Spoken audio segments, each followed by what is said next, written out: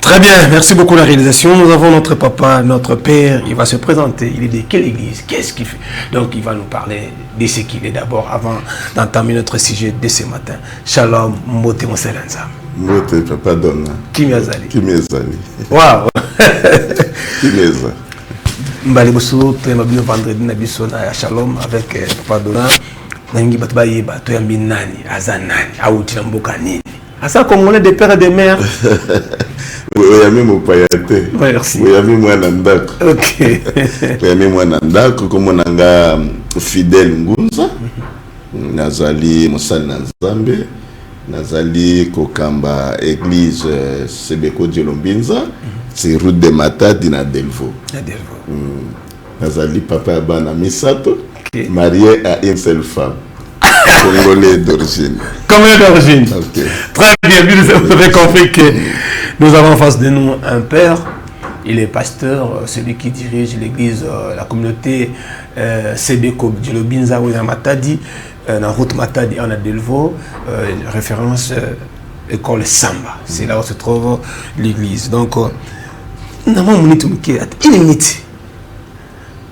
Pasteur Ngunza, aucun pasteur n'est. Comme pasteur n'est bien gagné encore. Nakoloba na une minute. Ezali appelé bana bomwana. Na lexi toute ma vie na église.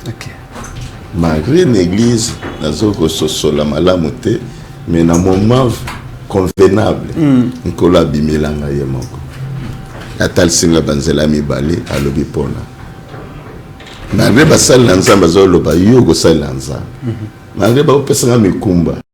Malgré mais oyo na retena esimbanga. Kolo yeso abimelanga à 3 heures du matin. 2 fois. Atal singa nzela monene na nzela moke. Atelma lobi nanga pona. Et c'est ce jour-là na tikaka côté Patepa, j'ai confirmé que le Seigneur m'appelle. Très bien. Vous êtes fier d'être pasteur au Congo, vous êtes fier de diriger le peuple de Dieu, vous êtes fier de vous appeler papa, pasteur. Oui, c'est ma mission. C'est le but pour lequel le Seigneur m'a envoyé dans ce monde. Je suis fier d'être pasteur, homme de Dieu, au Congo. Au Congo. En République démocratique du Congo. Merci. Et diriger les brebis du Seigneur. Je suis fier parce que je connais ce Dieu-là.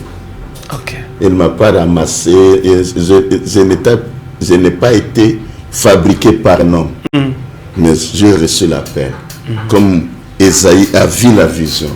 Moi aussi j'ai vu la vision. Je l'ai vu. Et je suis fier de lui. Très bien. Ouais. Allez, Tokotali Malika Moulabiso. L'homme de Dieu, nous allons parler de l'attitude adoptée au temps nous collaborer devant nos crises. Le Congo, les choses ne marchent pas. Dans le monde, les choses ne marchent pas. Dans nos foyers, dans nos maisons. Pas ce continent Mboka.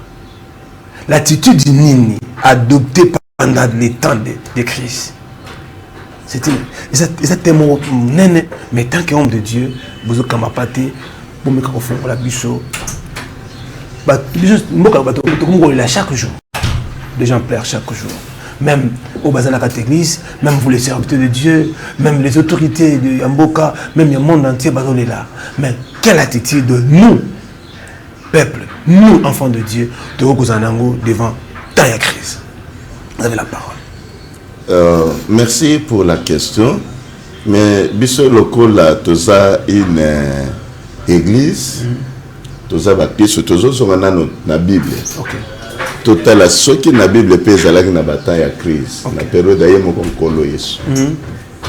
Même dans l'Ancien Testament, total ce qui peut bataille à crise. Les gens doivent d'abord comprendre qu'est-ce que la crise. Ok, on commence par là.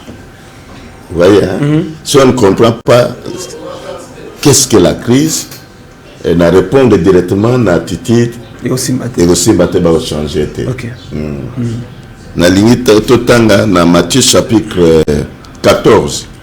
Matthieu chapitre 14. verset 24. Hein? Verset 24. À 26. À 26. Non, à 27. 28. Matthieu chapitre 14, verset 24. Nous lisons au nom de Jésus. Ah, oui. La barque, déjà au milieu de mer, était bâtie par le flot, oui, car le vent était contraire. 25. Oui. À la 4e veille de la nuit, Jésus alla vers eux, marchant sur la mer. Quand les disciples le virent marcher sur la mer, ils furent troublés et dirent, c'est un fantôme. Voilà. Et dans leur frayeur, ils poussèrent des cris. Tellement noir. Okay. La crise, nous définir en côté, dans le langue la scientifique va définir ça. Okay. Mais pour comprendre d'une manière simple, crise est allée un événement sur lequel vous n'avez aucun contrôle. Okay. Likambo oyo et comme yo moko koki ko contrôler en côté. C'est ça la crise. Okay. Bayekoli sur ordre en kolo Yesu. Alobi na bango bokat sangambo bokende kingana na te gozong sanam batu. Ngamoko na serasire ke na sali musala wuta na ibandeliki na suka. Okay. Y a pas de dégâts, y a pas de pertes. Wana pe anezana. Pas de dégâts, pas de pertes. Okay. Et na se rassurer que tout a été bien fait. Très bien. On n'a rien perdu. Okay. La limite na zo sangote motomoko akufaki o motomoko abungaki o motomoko abukanaki. Je dois me rassurer que le travail a été bien fait. OK. Baye koli balobi OK, nous vous précédons. Lokolo lingi moko otikala aussi sa musala na yo. Olanda biso. Biso toto aussi Olanda biso. Atikala a renvoyé la foule. Et comme il avait l'habitude de faire le rapport à son père, à Kéosambe. Mais aussi, comme il est omniscient, omnipotent, omniprésent, lui qui voit le commencement et la fin, qui connaît le commencement et la fin, à mon ya baye kolinaye, nakati ya lac, dans un problème, crise de côté. Crise de côté. Crise de côté. OK. Parce que crise, quand il y a que ça non sakate.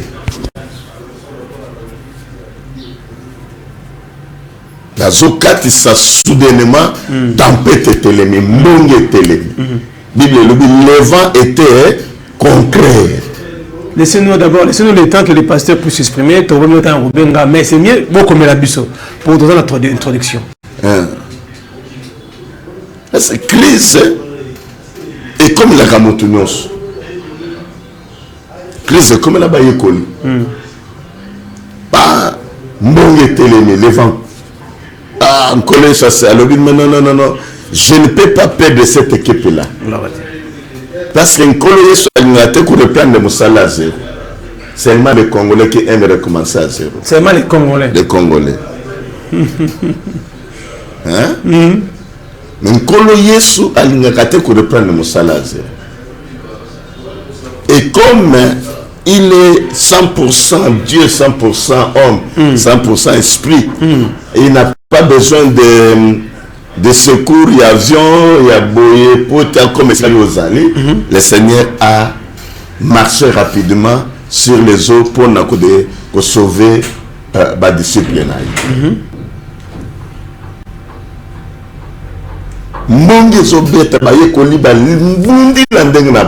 C'est ça la crise. La crise, c'est lutter sans une solution. Lutter seul. Au Bundayo Moko. C'est un événement sur lequel vous ne pouvez pas, vous n'avez aucun contrôle. Bundani mes solutions exactes. Et il faut, papa donna que crise wana, et gens qui n'ont pas en matière ya mai. Expérimenté. Ok. Hein? D'expérimenter. Donc bayiba qui va maîtriser qui maille bien, bayiba qui technique à maille. Mbonge wana isa pas pour la première fois. Ils étaient habitués à ce genre de tempête, mais cette fois-ci la tempête est compliquée et difficile à maîtriser. Il y a des situations comme ça qui vous arrivent, vous n'avez plus le temps, donc vous n'arrivez plus à contrôler cela. Donc comment maîtriser à s'en sortir. Au Cameroun, mais naïepé, les pierres des gens de Jacques, des véritables pêcheurs, les habitués du lac. Et les autres étaient là. Mathia Kokama parce qu'il y a Zala qui collectait des impôts. Moto bureau ko banga. Mais ba oyo ba habitué à mai. Mona mai ya kofina mai. Crise. Alors tant basali be fort na bango basimon ke bakomi na suka, ils étaient perdus. Parce que tempête, diable les autres talisa na baye ko liete, votre Seigneur là n'est rien. Hein? Crise ya kapo satana taliso ke nzambe na yo wana zo sambela za pamba. Netokota wana nazana bana na nzambe parce que na bien église va crise ça. Oui.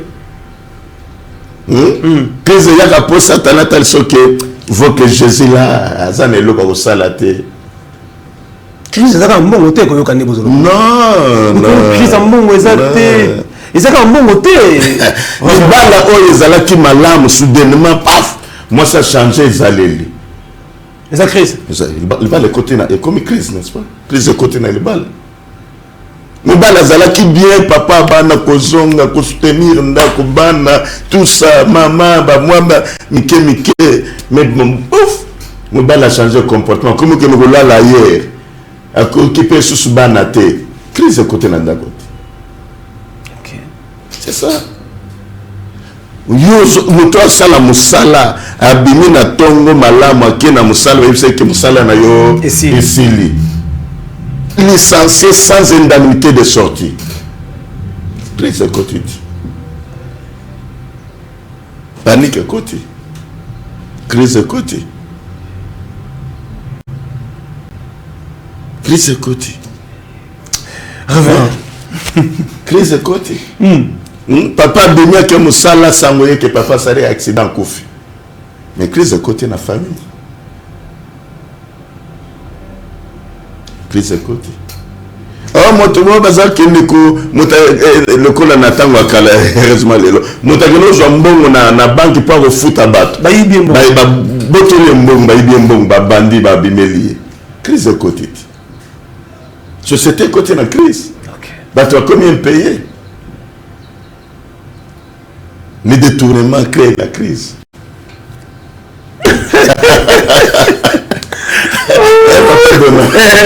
Vous comprenez ça? Ah ouais. Les détournements, ils ont même la crise. Oh.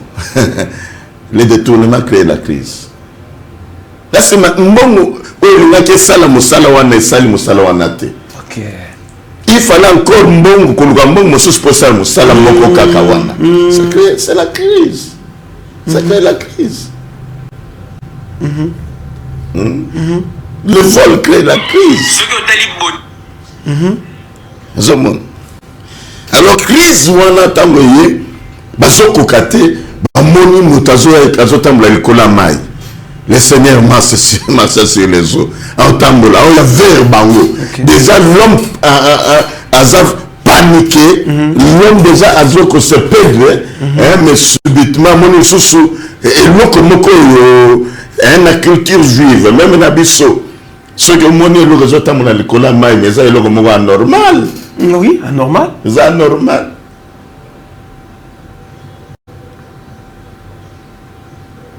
Malamoko babando ko gana fantôme donc mutaso tombola azo créer crise yo fantôme zomona eloko mosusu quand vous ne comprenez pas très bien d'où vient la crise vous allez faire une confusion. Très bien. Donc, soigner ma maladie, ma symptôme, nous avons rendé. Ils à côté Moussous. À côté Moussous. Est-ce que vous avez bien, pardon? Je pense que vous avez bien. Bah, il y a collé, bah, crier fantôme, fantôme. Il y a des moutons, ça l'a mis sur boye. Jésus a dit non, ils sont dingues. Ah, il y a un comme ça la pierre. Alors, oh, j'ai jamais vu. Et ça, yo. Jésus a dit ce n'est pas moi qui provoque cette crise. Le fantôme dont vous parlez n'est pas moi. Moi, je suis Jésus. Jésus ne crée pas la crise. Je suis venu pour remettre les choses en ordre. Non, je suis venu pour remettre les choses en ordre. Donc, c'est que fantôme, Gazalak. La crise, c'est un fantôme. Nous avons la crise, c'est Jésus-Christ. C'est Jésus-Christ.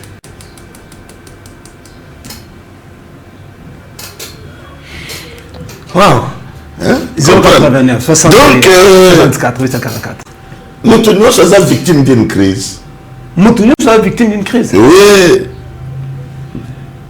Mais nous avons fait cet exemple-là. Nous vous suivons. Nous tenons à victime d'une crise.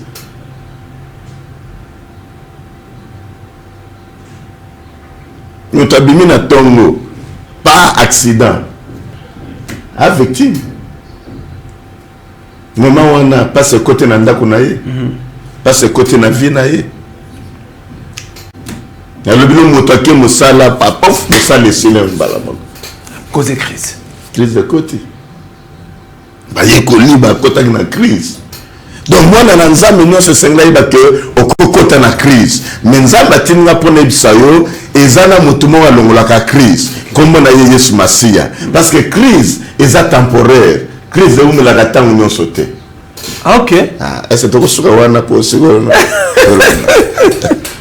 Mais il faut que vous crise est temporaire. Il est temporaire, c'est éternalité. C'est une situation passagère. Très bien. Ah oui. Tout est un point pour moi. Tout est pour moi. Tout avancé. Bon, on a une disposition de Papa Donat. Puis tu veux dire sur la vie. Les amis de Papa Donat, tes points. Nous parlons de crise. Vous avez épinglé beaucoup de points qui ont causé crise. Tout ça, la crise. Est-ce que le diable, parce que Awa, les disciples vont constater que crise est côté de Bango na maï.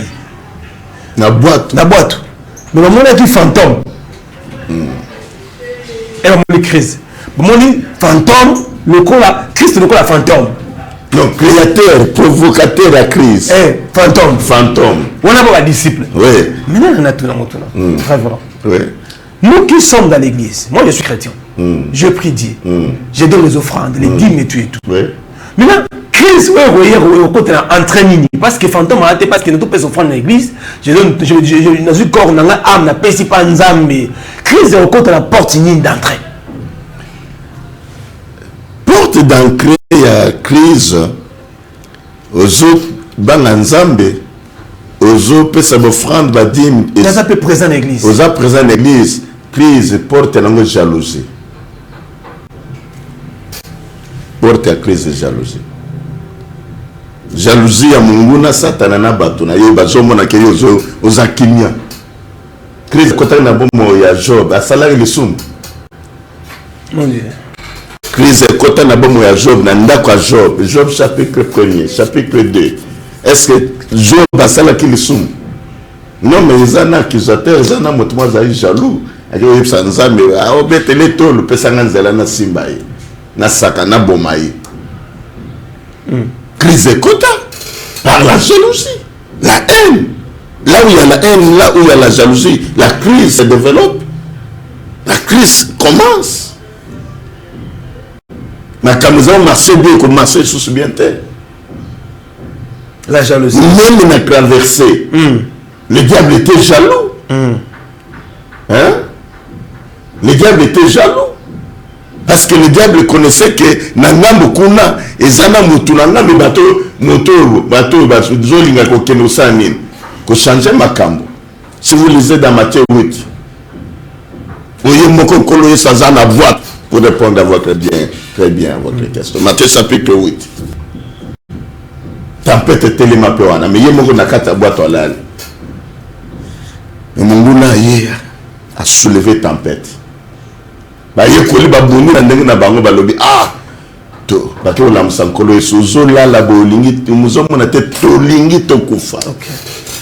Kolo eso azonsi bango sima. Aleki liboso apameli mbonge kimi ekoti.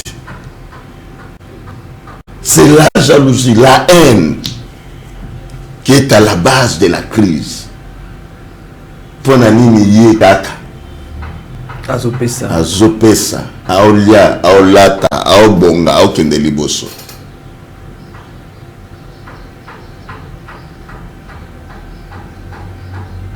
Christ Kota. Frère Rodin, depuis Bandal, oui. Il est de l'église protestante Bandal, il veut savoir la différence des crises. Crise spirituelle et crise physique. Comment on peut différencier cela? La crise spirituelle, la différence entre la crise physique et la crise spirituelle. La crise spirituelle, c'est une crise qui est créée par le diable, par l'ennemi. Écrivez-vous, nous s'il vous plaît, dans l'introduction. Et une crise spirituelle, c'est l'ennemi qui est à la base, qui provoque cette crise-là. Mais la crise physique est créée par l'ignorance et la cupidité des gens. Il y a beaucoup de raisons. Hein? Ok. La cupidité et l'ignorance. L'ignorance. La crise physique, c'est là où j'étais, ça peut venir suite à une haine. Okay. À la haine, à la jalousie. Quelqu'un qui ne veut pas partager avec une autre a créé crise physique. Quelqu'un qui ne veut pas partager pour te banir pas se retrouver. Yekaka lia, yekaka zala bien, yekaka somba tonga. Oh, ça va créer une crise. Par exemple, c'est un exemple que je donne. Quelqu'un qui monte, qui est béni dans une famille, mais au lieu de soutenir les autres parce que à équilibrer quand même, à équilibrer charge à famille. Mais il y a l'inka kaye bava ko vendre la kena tongo nyonso, bava vendre la kena midi nyonso, bava vendre la kena poko nyonso. Papa, tu vas créer une crise physique. Maman Kamwanya depuis Lemba. Oui. Merci beaucoup maman. Elle nous suit depuis Lemba. Oui. Alobi. Azo kate kozolo bolobi. Moi si mon konanda kunaye, na mobile naye, guerre ni kota. Oui. Le bida crise. C'est ça une crise. Mais elle veut savoir comment est-ce qu'à cause de la crise on attendait ce que mobile n'a à cause de la crise. Mais pourquoi maman Kamwanya? Maman Kimbango. Pour la kobima, il faut d'abord maman ayeba et banine. Pour que soit quota. Est-ce que du point de vue comportemental, il y a Yemoisi, il y a Bana, ou tout simplement Ezali et jalousie l'envoûtement, emporter nos balles. Si c'est du point de vue comportemental, la Bible dit humiliez-vous sous la main puissante de Dieu et vous élèverez au temps convenable. Donc, que la maman soit transformée. Asala o mobile na yazo senga ya sala. Apesa et pas mobile na ye o mobile na yazo senga. Parce que dans le domaine du mariage, ils ont des mibales qui aiment les rapports chaque jour ou chaque semaine. Mais peut-être que la maman est fatiguée. Elle ne peut pas céder. Mobile andengwana akoki ko koma Moutou à l'air, à quelque crise côté.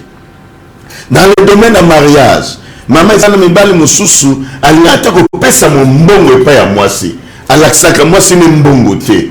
Ça va créer une crise. Yozo loba, yozo bunana. Parce que l'uni quand même se retrouver, mais mon bal à comprendre yoté.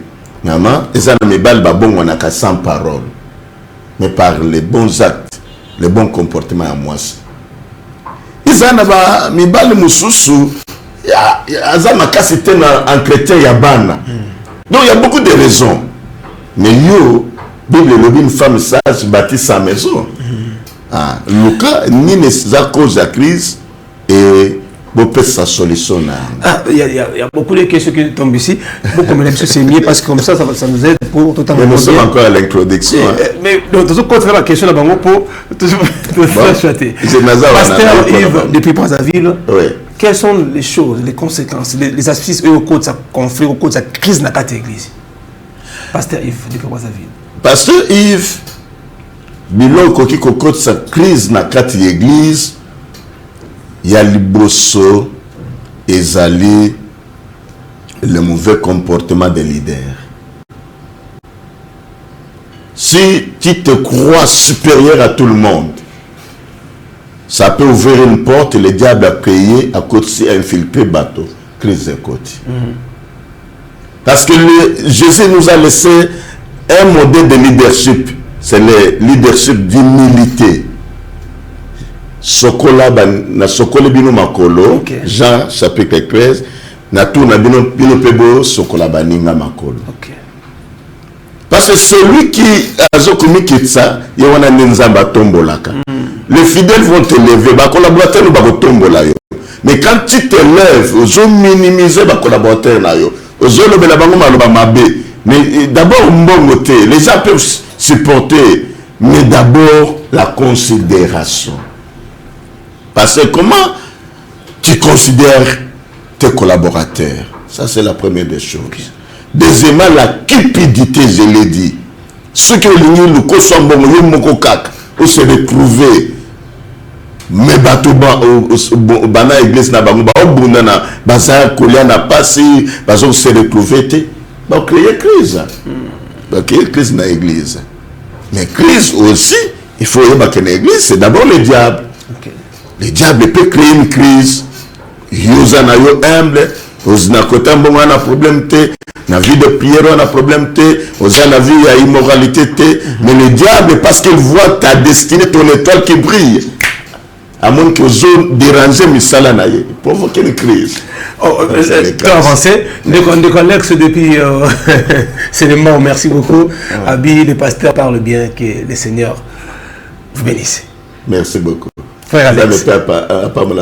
Je préfère vous laisser un peu avancer comme ça tu as la question pour la question moi de l'émoun qui trop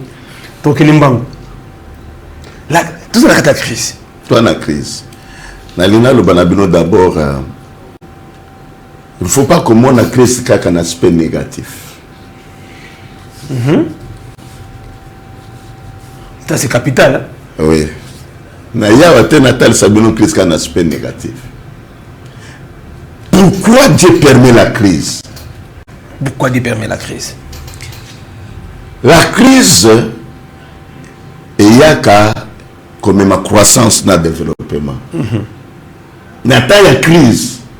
Quand les gens se ressaisissent, tu vas comprendre, ils changent de comportement. Crise, il y a quelque changer de comportement dans la. Parce que hier j'étais en crise. Baïba kinga parce que tant que ça l'échange, nazo teka baninga nyos bazo revendre la wana gentillesse nzokande bazo quotidien ba point faible na yo. Mbongo na yo tiaka wapi, tu pajo tu gagnes combien, ainsi de suite et puis na butu bato sale loku baye bazo yo mbongo. Mais crise c'est quoi pour il y a que place à Moussala, mais à place à Masolo. Très bien. On a crise positive. Ouais. On lit, non le pays. Mettez-yo. La crise est une école. Seulement au Congo où, à tous les niveaux, les gens n'arrivent pas à comprendre que la crise est une école. Ça vient pour nous enseigner, pour nous changer. Donc, lorsque vous passez un moment difficile de crise, oui. ça dit, vous apprenez apprenez aussi. Vous apprenez. Vous apprenez. Pierre a appris. Pierre a appris comment, par la foi, marcher sur les eaux à cause de la crise. La crise amène le développement. Le monde de l'Europe a été construit pendant la Deuxième Guerre mondiale. Ok, après la crise. Les Japonais, quand ils étaient bombardés par les États-Unis d'Amérique, bombe à monnaie wana et pensez bango. Après, par le bien, ah, ok. Bah, c'est reconstruit, bah, c'est développé. Ils ont construit le Japon. Et bah, développé ici l'automobile. Il y a bah, Toyota, les ont rené dans le monde. Dans la crise, viens nous aider pour que nous puissions changer. Nous puissions changer. C'est un temps pour grandir. Je vais ouvrir une parenthèse. Comme nos politiques n'arrivent pas à comprendre la crise, au moins ils vont se comporter quand même. Ils ne changent pas. Alors moi, de se développer, il faut d'abord comprendre. Il faut comprendre pourquoi cette crise est arrivée. Il n'y a pas de ah non, donnant le but au salaire n'a pas faire boyer. Et le loi s'est rebellé contre là. À ce que. Il faut changer ce que faut changer. École. École. Changer système de travail. Changer système de comportement. Pour la limite, on a continué na.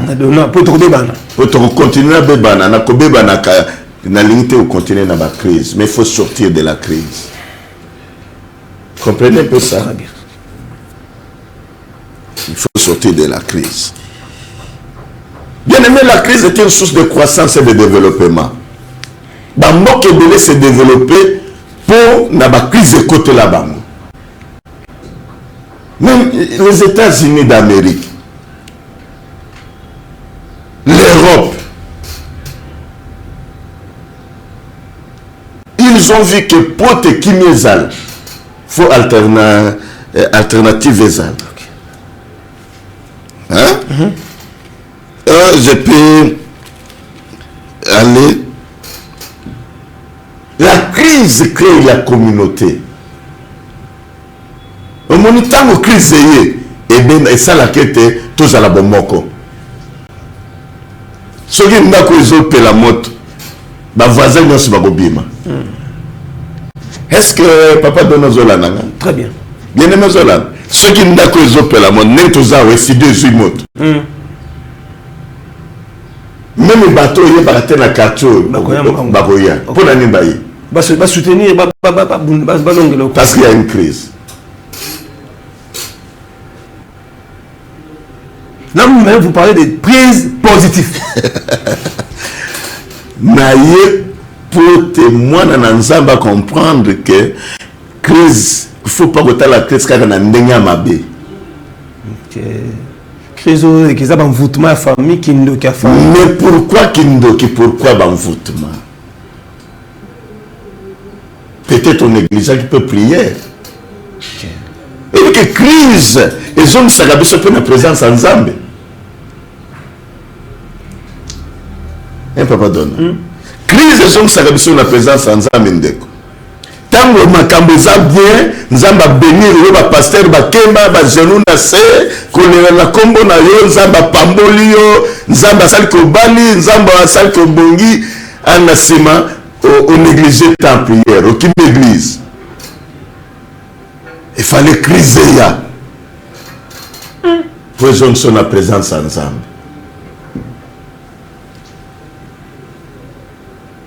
Moto ya Nzamba pambola ki loda somo na yo pamba, amon ba passer pamba, mon abato pamba, même la quartier comme il na ye, c'est une crise côté la resili a rezongle pas na bino. Bonjour mon frère. Ah mon frère Donna, je te suis régulièrement. Comment ça va? Tu peux appeler ça Gambote. École. Tu peux appeler ça Gambote.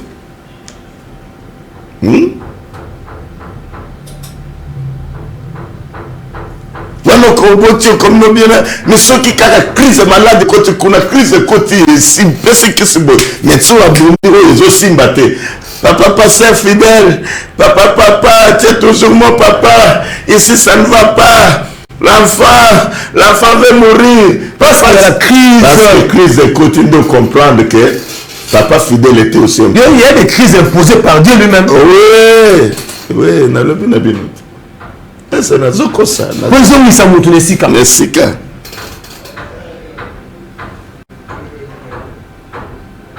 Comment indifférent, comment solitaire.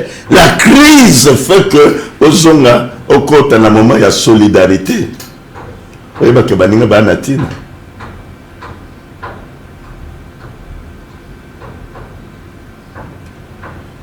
Il n'y a pas de négociation sans crise. Est-ce que question? Non, ma question, elle va continuer. Il faut continuer. Après le temps, ma questionnaire. Très important. Donc nous devons comprendre. Crise, il y a quelque chose qui est moto nabiso.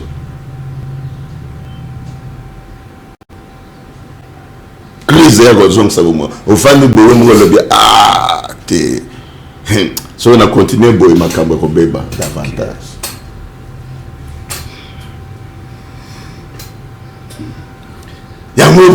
Moïse a une na nzambe na Deutéronome 8. Tant boko kota kana bobosa na nzambe te. Bono bate makase na biso mo salite to zumi solo na makase na biso. To tongi bandako na makase na biso. N'oubliez pas Dieu, sinon il va provoquer une crise qui va vous ramener à zéro.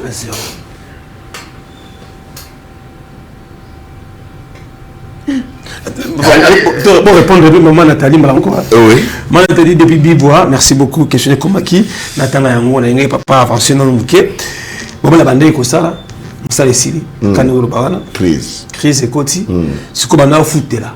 Ndako on a au foot là. Faut bien ça bango. Papa fazonga. Quand ta famille naie. Crise. Maman pe fazonga. Quand ta famille naie. Crise.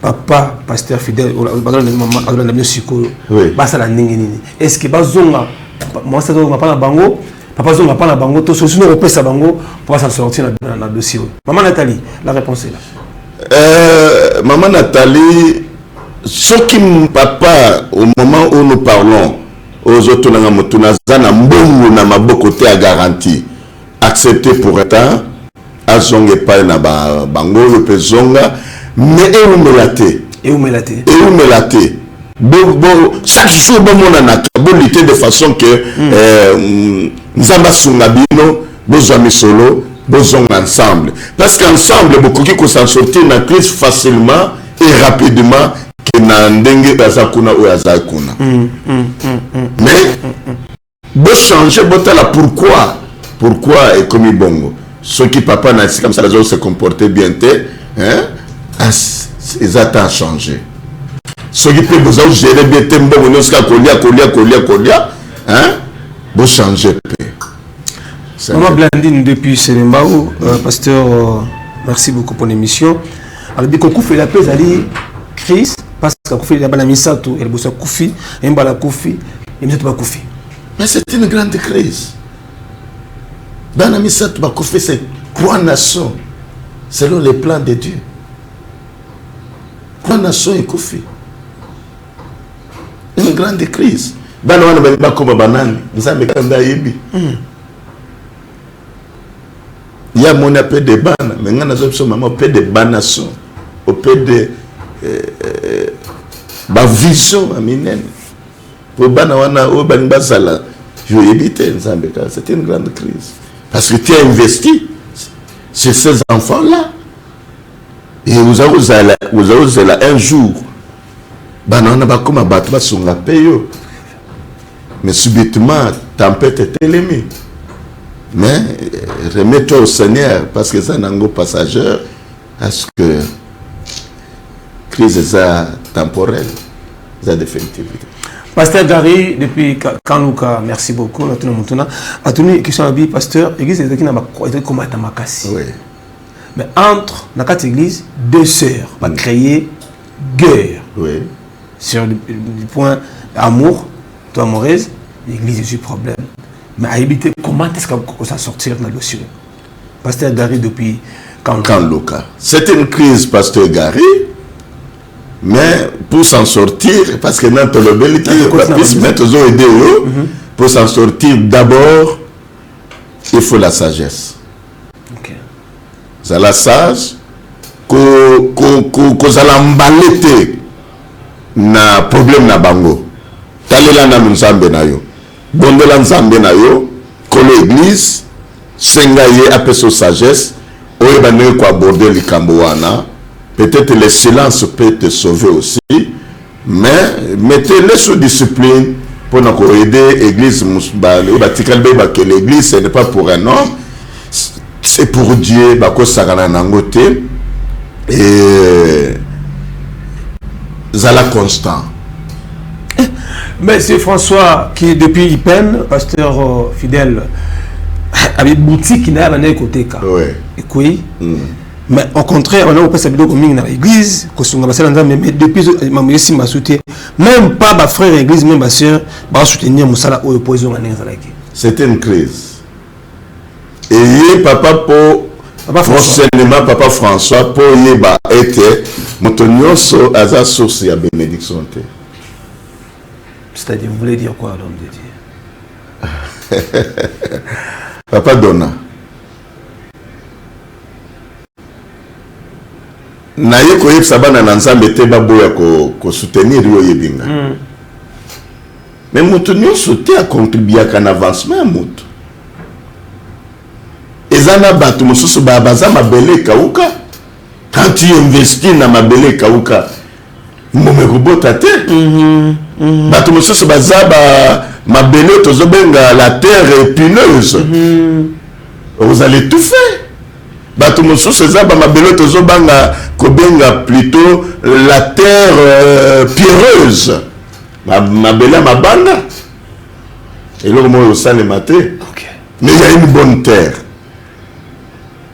Comment est-ce qu'il donnait? À qui il donnait? Mais je pense que Nzamba PC les sokoloba, il faut d'abord prier pour donner. Il y a François, il faut vraiment prier pour avant de donner. Sambela parce que éviter cause des animés. Révérend, aïe, c'est aussi de comme la souka, merci.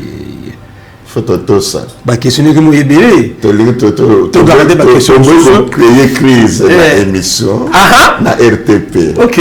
Pour l'obéir aux ans à Possanango, bah, on peut pas na Possanango. C'est la ligne, trop bien, on va passer à tu limite à créer crise na émission, tu limite à créer crise na RTP.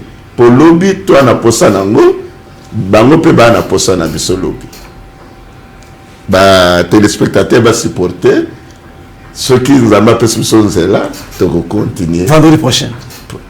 J'accepte. Très bien. Problème de Bissau. Bande de Bissau parce que l'heure c'est l'heure. Nous avons un programme derrière nous. Les gens si on ne peut pas, il n'y a pas. On a 2 minutes. Par rapport à la crise, on va retenir pour la crise. Et puis tu peux conclure pour dire qu'on avance la semaine prochaine.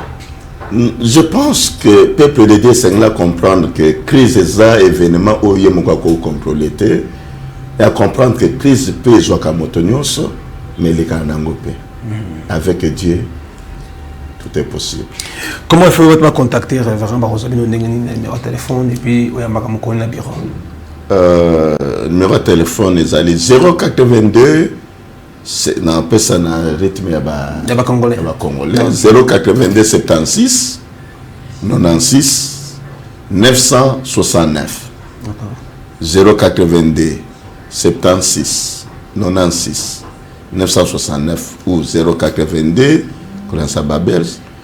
76 96 969.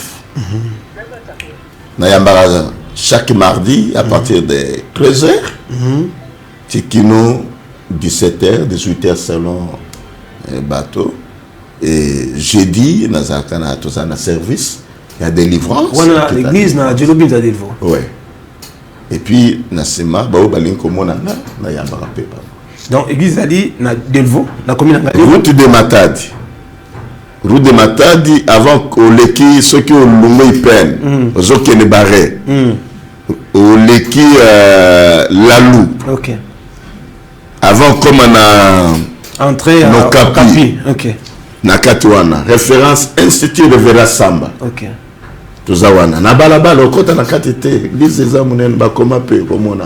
Ok. So, l'outil barré, on l'équipe au Capi. Entre au Capi. Avant qu'on entre terrain, on a comment l'église de Zawan. Ok. Merci beaucoup de votre passage. Je pense que nous serons là le vendredi prochain pour te côté la mesure de ma sujet. Oyo, ba conséquences nango, ba avantage nango, et puis tu le verras temps, puis tu le attitude ni mutago zango pendant que azoli la crise. Merci. Merci. Merci révérend. Allez, restez branchés au programme de l'RTP. Nous avons réussi pour nous pour la première fois dans notre tranche vendredi, chaque vendredi avec DG Dona, le révérend pasteur fidèle Ngunza. Il est le pasteur responsable de l'église de la communauté Sebeko Djelobinza et Sikanini à Osalam Sala. Et ce numéro est là. Ce que vous êtes au Benga, le premier numéro est je crois que vendredi, tu à 9h juste. Papa, on s'en est à plateau. Ouais. Et le moment où tu es mon boulot. Lelo, moi, ma kamike. Ezalaki. Donc, vendredi prochain, tu vas à 9h pile avec l'homme de Dieu. Ça va être du waouh. Merci à l'équipe technique. Merci à Billy Bissalo. Merci à mon DT Patrick et du Saint-Esprit. Et d'apprécier de son beauté.